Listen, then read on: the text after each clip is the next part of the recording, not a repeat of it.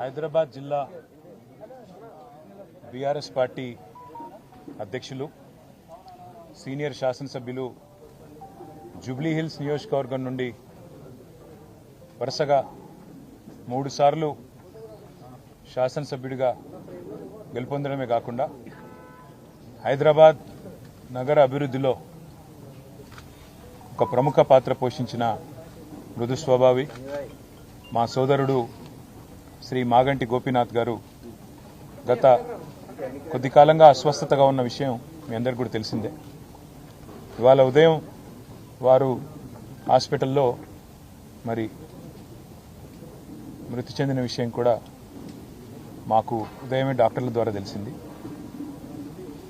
నిజంగా ఇది బీఆర్ఎస్ పార్టీకి అదేవిధంగా హైదరాబాద్ నగరంలో అభివృద్ధిని అదేవిధంగా హైదరాబాద్ నగరంలో ఇక్కడ ఉన్న అందరితో కలివిడిగా ఉండే ఒక నాయకుడిని కోల్పోవడం అనేది అందరికీ కూడా తీవ్రమైన ఆవేదనని తీవ్రమైన బాధని కలిగిస్తున్న సందర్భం.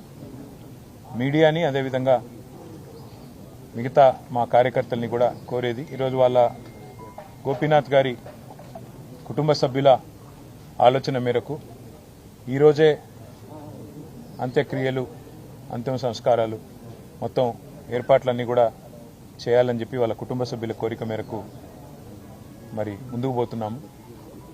మధ్యాహ్నం 4:30 నుంచి రాహుకాలం వస్తుందని చెప్తున్నారు. కాబట్టి ఆ రాహుకాలం కంటే ముందే అంతిమ కార్యక్రమాలన్నీ కూడా ఏర్పాటు చేయాలని చెప్పి కుటుంబ సభ్యుల కోరిక మేరకి జూబ్లీహిల్స్లోని మహాప్రస్థానంలో మధ్యాహ్నం 3 నుంచి 4 గంటల మధ్యన ఈ కార్యక్రమం పూర్తవుతుంది. ఎవరైనా కార్యకర్తలు కానీ నాయకులు కానీ మిగతా వారి అభిమానులు కానీ